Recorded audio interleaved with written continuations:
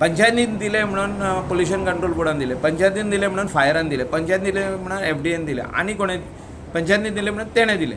सगळे जाण बेज करता first licence of the panchayat. So panchayat cannot shy away from the responsibility end say it is government. Sarpanch कितें म्हणटा, आपणें सायड मारल्या आपूण ना, आतां आपणें डिमॉलिशन केली order. It is not like that. It is passing off the buck. He is my friend and we have always work together.